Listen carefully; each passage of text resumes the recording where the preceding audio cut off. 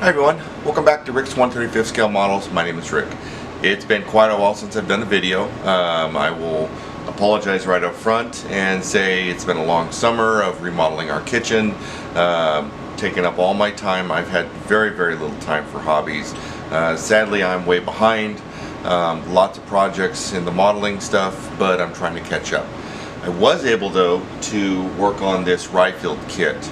Now this is their fairly new 2A6 and 1/35 scale Leopard, which I did a review on, the actual unboxing. Great model to build, went together pretty nicely, no real complications. A couple of parts I'll talk about in the actual building review that kind of stumbled through, but nothing major. What I did do though is a little different on this kit. Now this is your standard 2A6. They pretty much don't give you any other options. You build it in this variant, this era, which is one of the newest 2A6 variants, but you can't do any of the older stuff or things like that. But what I did is I took this kit and I wanted to make a 2A6M Plus.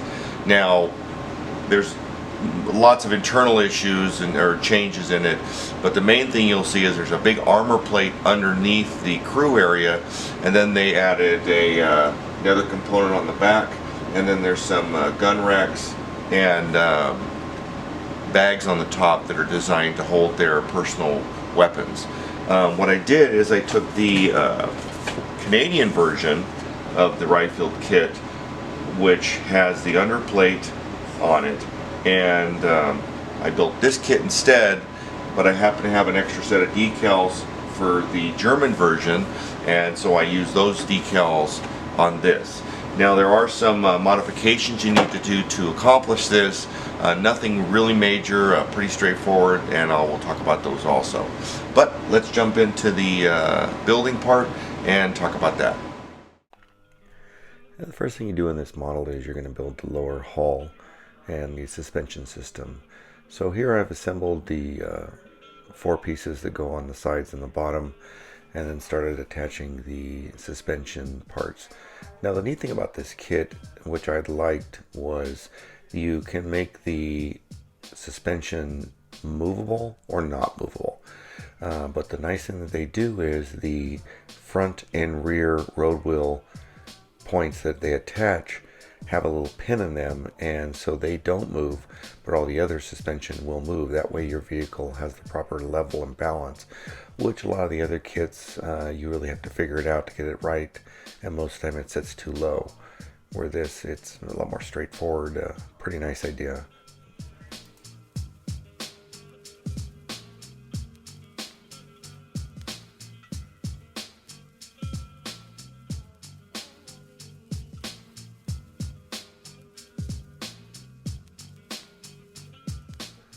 Here I'm doing the return road wheel axle mount. This is neat on this kit because it actually does function and move in and out, as you can see here. A little bit of delicate work, nothing major, but the way it pivots, the front part actually isn't glued, so it can fall off if you're not careful. Then I went into the process of cleaning up and building all the road wheels. Now, Ryfield did do the style where they have the little plastic grommet that goes inside so that you can pop the wheels on and off, or some of the other kits you actually glue them in. But as you can see here, that's what I'm preparing to do.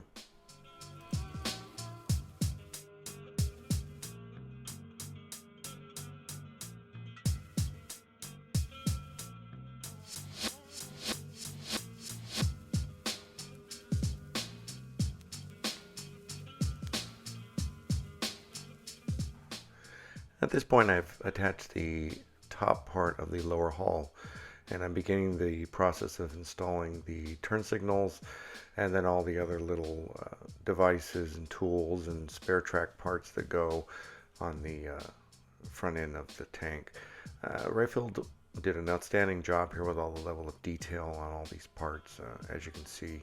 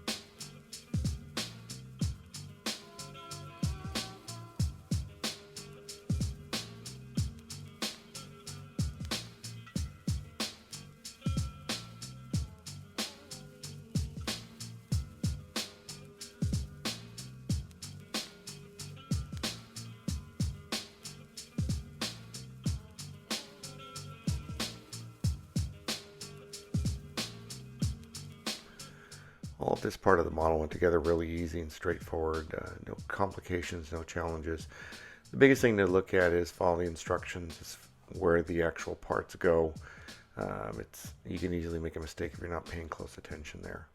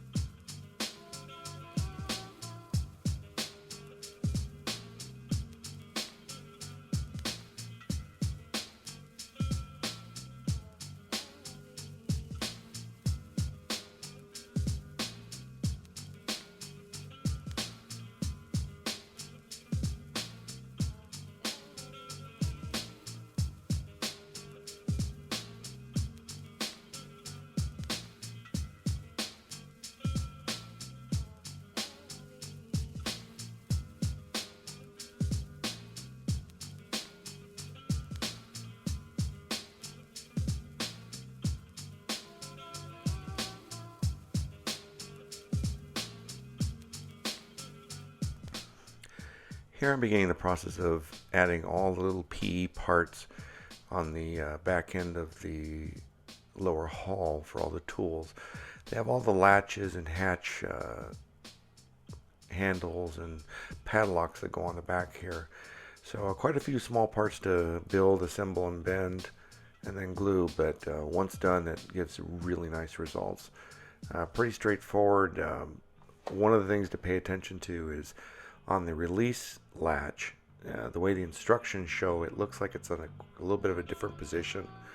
So what I would suggest is look at real pictures of the actual hatch, unless you're familiar with it, to make sure you get the placement correct.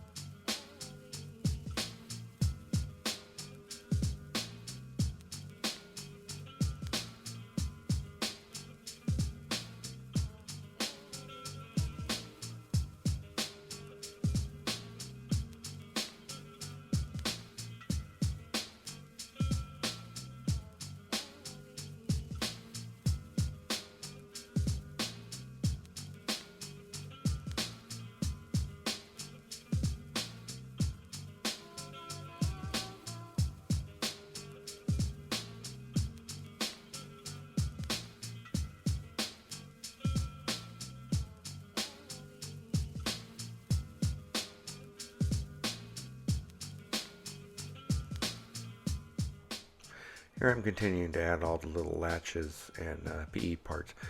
What I like to do is I take a little drop of glue you can see in the center of the screen. That's CA glue I'm using, and then I'll lightly touch the part in there and then place it. Most of the time this works out real well. Sometimes with all the CE glue, if you end up touching the part wrong and get CA on your tool, it's downhill from there. But no real challenges on this. It went together pretty nice.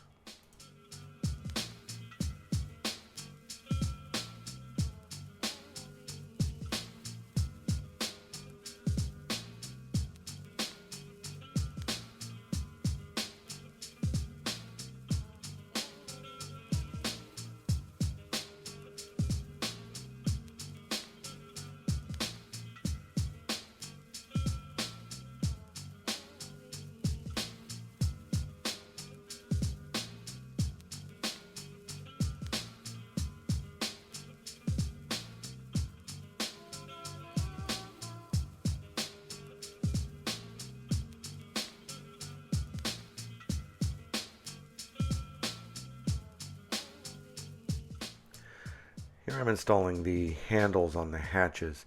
Now, the only criticism I would have here is that the flat PE piece and the handle's round. I've seen these done in like resin and plastic, and it looks, personal opinion only, a little bit better results. But due to the small scale of it, the PE sheet definitely gives it a lot more strength and not so easy to break. One of the things I haven't really mentioned yet is this is probably the most fragile, delicate model I've ever built as far as all the little parts and pieces. Everything's to scale, it appears, but there's not a lot of places you can touch without breaking something. So definitely a challenge there.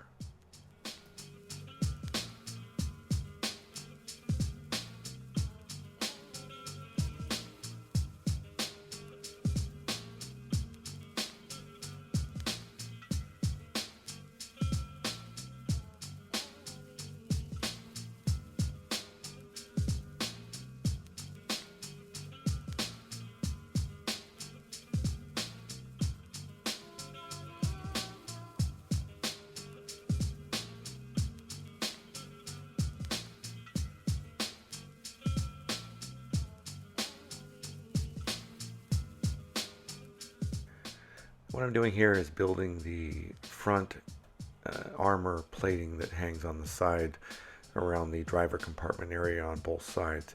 Now, I've done a lot of different types of Leopard styles. With this kit, it was easiest to build the parts, dry fit it, but then paint it prior to installing it. That way I can get it on right and then put all the road wheels on. Because of the placement of the road wheels, there was no way to paint them and then add them after the assembly with the side skirts already attached.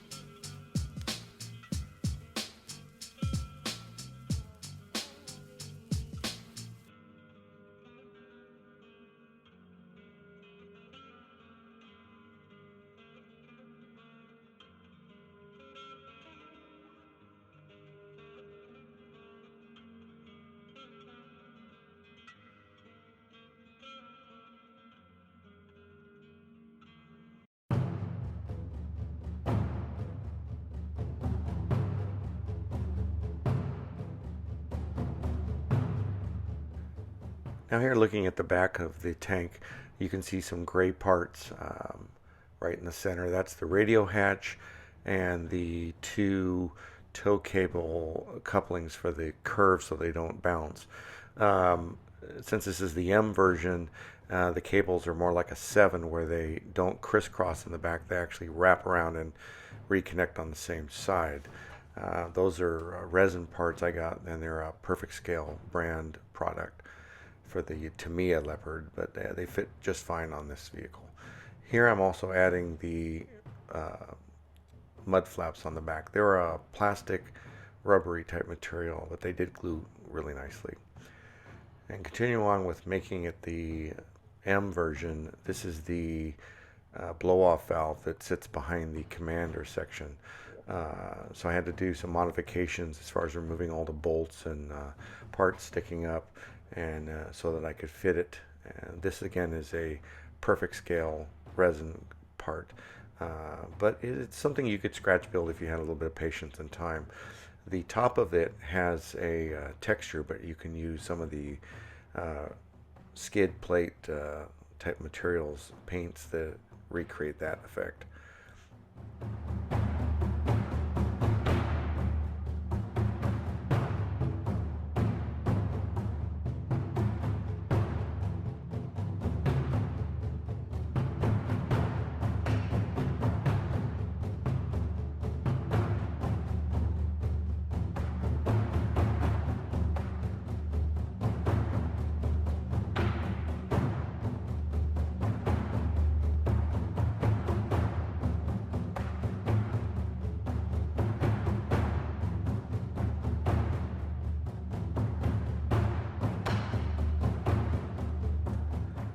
So I'm beginning to add all the supplemental armor plating that was added to the Leopard A5s and has been on them ever since. A lot of the other model companies do this in different forms. Some of them have it already pre-done. Some of them have the bottom already on it, and you have to put the top on. I like how Ryfield's done it here, and I will say that this is probably one of the best fitting ones. Some of the other kits I've built, they're always a little off. Even though I've built several of the kit and thought I did it wrong in one of the builds, it's just how it's designed. And when you look at the real pictures, it's not that way. But they got it right here. It's definitely a lot nicer.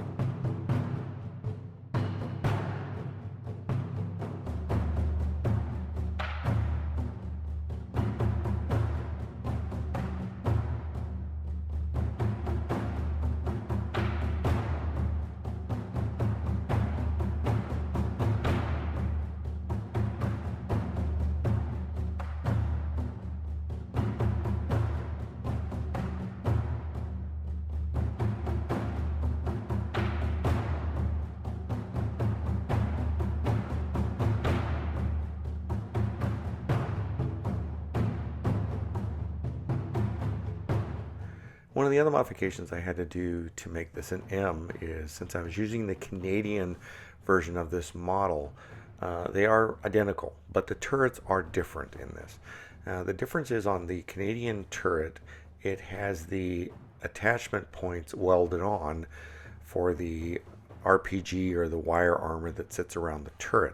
So what I had to do is cut those off and sand them smooth, and there's only a couple places they are mounted to, and it was pretty straightforward, no challenges. But that is a modification you're going to have to address, because the Germans don't use that armor, and the four that the Canadians got, they added that to those Leopards. Now the lower hull RPG armor, you actually have to drill holes to attach it, so there was nothing to modify there. It was no challenge.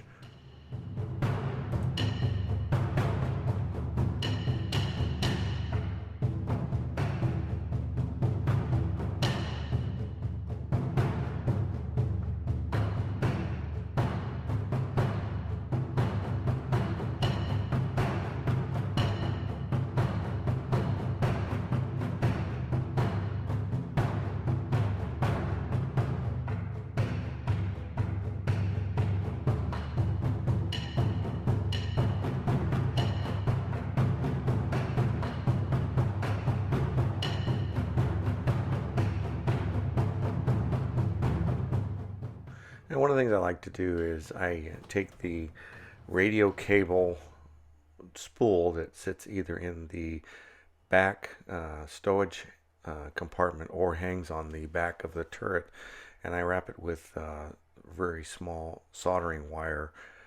It looks pretty much to scale, and that way you actually have a roll of wire there versus in every model I've built, it's just a empty spool, and that's wouldn't be how they would go into the field. So here's what I'm doing here and getting it all prepped. And what I do is I attach it with CA glue.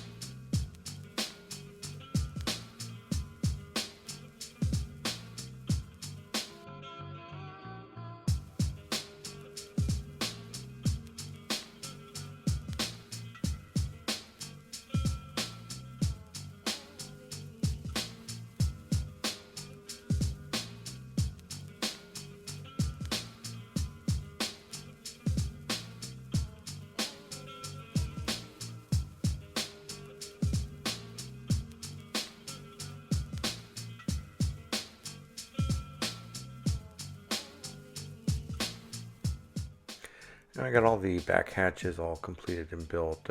You have multiple options. You can build them open or closed. A lot of great detail if you're building a diorama or something there.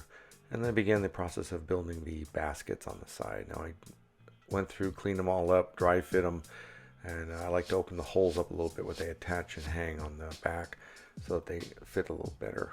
And then I'm getting ready to add the PE sheet, which is a really lightweight and flexible version, so it was really easy to install versus some of the other kits. It's a lot stiffer and a little more challenging.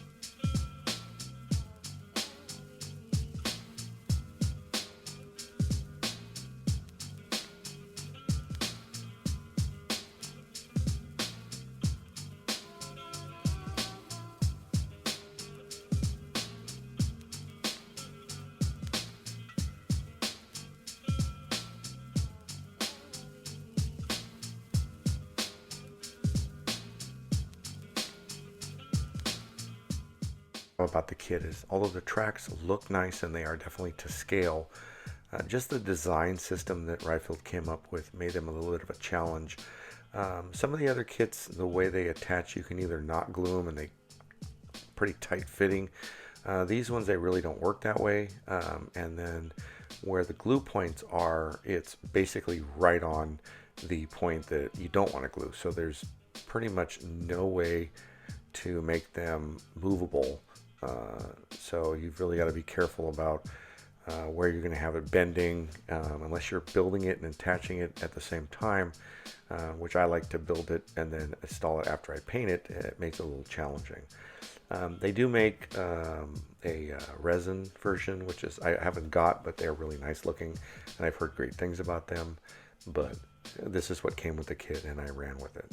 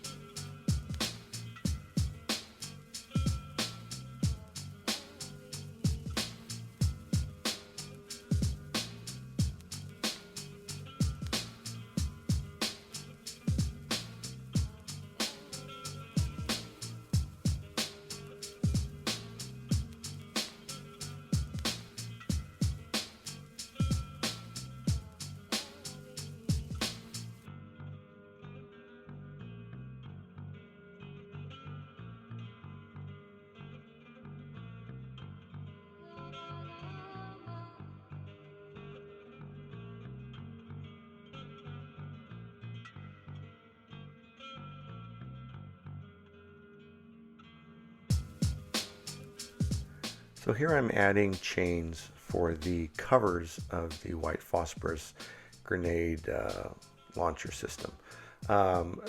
Now these look great, but after installing them and posting it on Facebook and that, I got some comments that everybody liked it, but they commented it wasn't to scale. And then as soon as I really looked at it closer, I realized, yeah, the chains looked like they were probably 2 inches in diameter, and so they were way too large for the actual model. So I ended up tearing them off and using string that actually ended up looking a lot nicer in the long run. But here I'm doing the PE sheet version, which, like I said, they look great, but they aren't to scale. So I ended up just using string instead.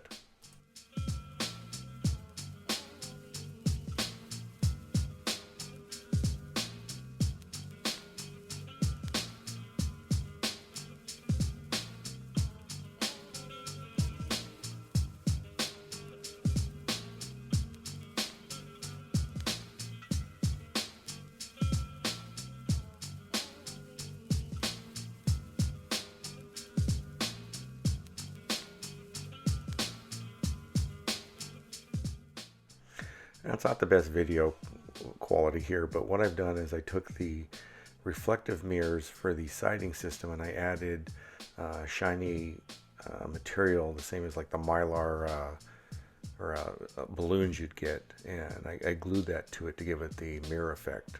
Turned out nice, but took a little bit of time to get it all set up. Now I'm starting the painting process. The first thing I did is I primed the vehicle in Mr. Hobby Primer Black, and then I'm preparing to do the Bronze Grün, which is similar to NATO Green, but it's definitely a different color. Now I'm using Mr. Color, and I'm very pleased with these results. This is what Ryefield recommends, but prior to getting this kit, I started using the product, and I'm much happier with it.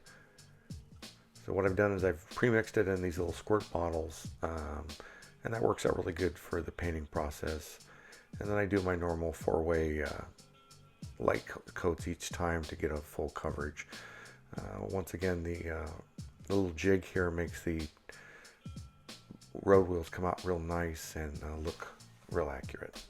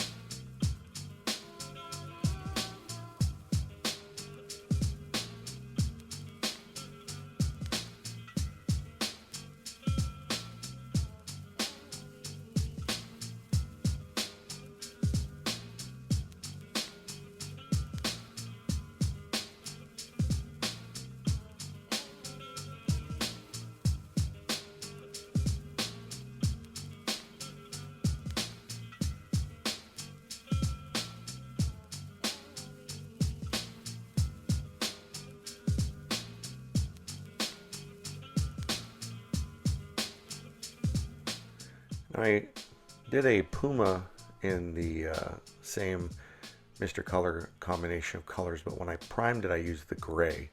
I wasn't as happy with the results, and I'm much happier when painting it with the primer black. What I did play around with, and I'm not doing it on this kit, but it will work really nicely, is if you paint it black primer and then use the white spots for the lighter tone areas when you wanted to get like a two-tone look. This color does work very efficiently at doing that. Just a light coat gives really nice results.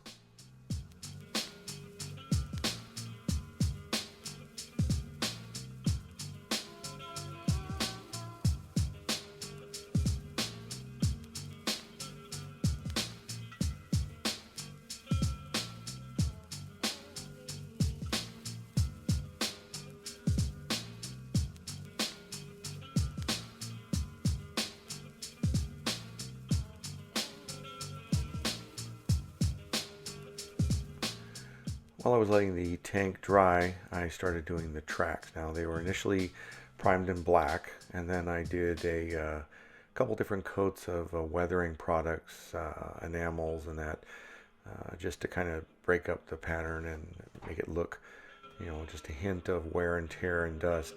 What I'm looking for here is a vehicle that is freshly out of the factory and just entered service. Maybe it's done a couple of test drives, so it's not beat up and it's not all messed up from all the weathering and everything else.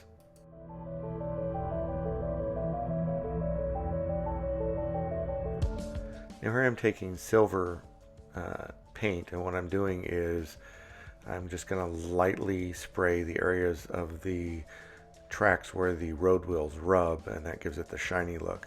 I'm going to dull this down, but I definitely want to give it that nice glossy finish that you always see.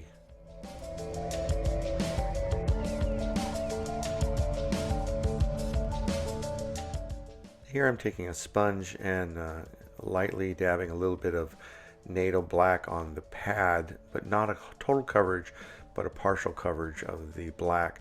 What this does is it gives it that kind of that worn rubber look that you'll see. I think the NATO black is a real accurate portrayal of that. I've done this a few times. I'm real happy with the results.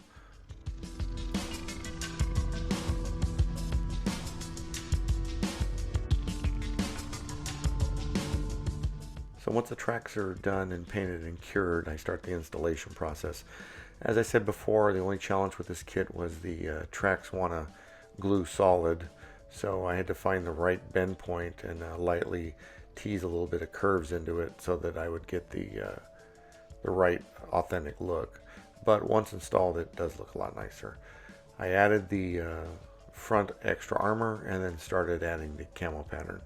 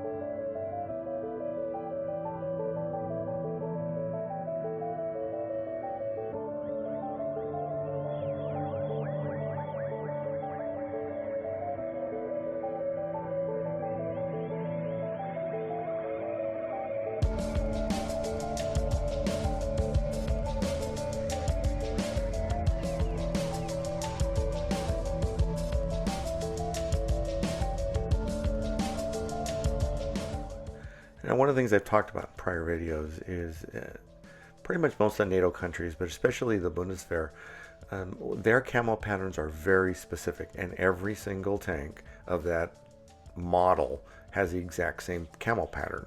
Now, you will see some variations of the quality of the paint job as far as if you have overspray or if it looks like it's very, very, very close. But what they do is they're very specific on how they do it. Now here, one of the things I noticed when I was painting is there was a flaw spot. So because I had to paint that area anyway, I just sanded it smooth and then painted over it. But once again, going through the process of really accurately portraying the proper camo pattern.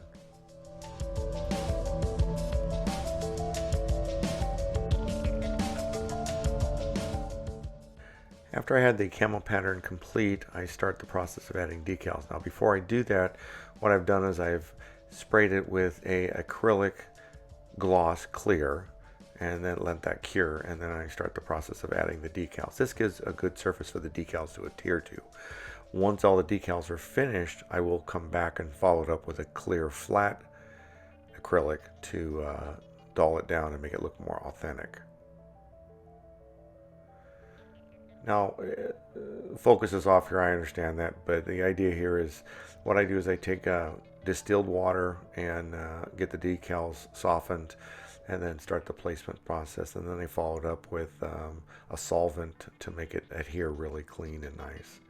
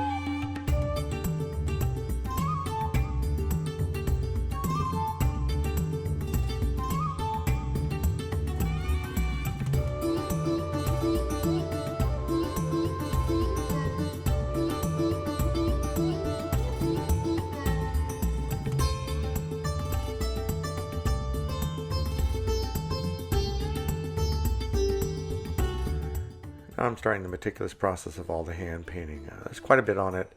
Here I'm doing the initial painting of the tow cables, and then I'm going to come back and dull it down and hit it with a little bit of color from paint. I've seen this in different formats. The vehicles I've seen that are right out of the shop, a lot of times this cable's brand new and hasn't been painted over. That's kind of the effect I'm going for here.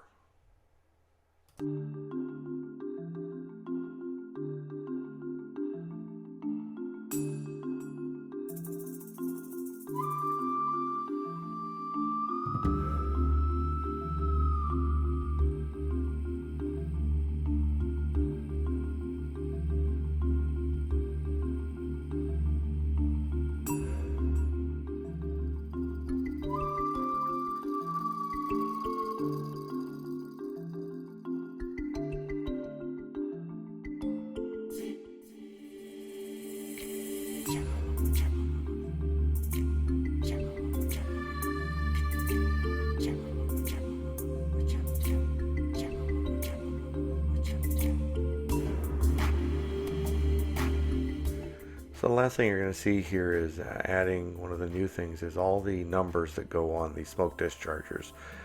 They're ridiculously small, and actually I had to use my camera to see what I was doing. Now here you're going to see 4 different versions of this model. This is the Hobby Boss kit, and it's a basic kit. I've added camo netting on it. This is looking at the Tamiya version, and you can see a little bit better detail on the quality overall of the kit. And going to the border, which is probably the second best kit out there now. And then lastly, looking at the Ryefield kit, just the upfront profile, a lot better quality looking kit. But I will have better close-up pictures at the end of this video. So that's my build and my review. Please like, subscribe. Comments always welcome. Get me on Facebook. You can get me in the comment section of the video. If you like what I do, I appreciate the likes. If you don't like what I do or have an issue with it, please let me know. That just helps me be a better modeler and a better YouTuber. So once again, take care everybody. See you on the next one. More videos coming a lot sooner than this one. But more to come. Take care. Bye-bye. Shut up and sit down.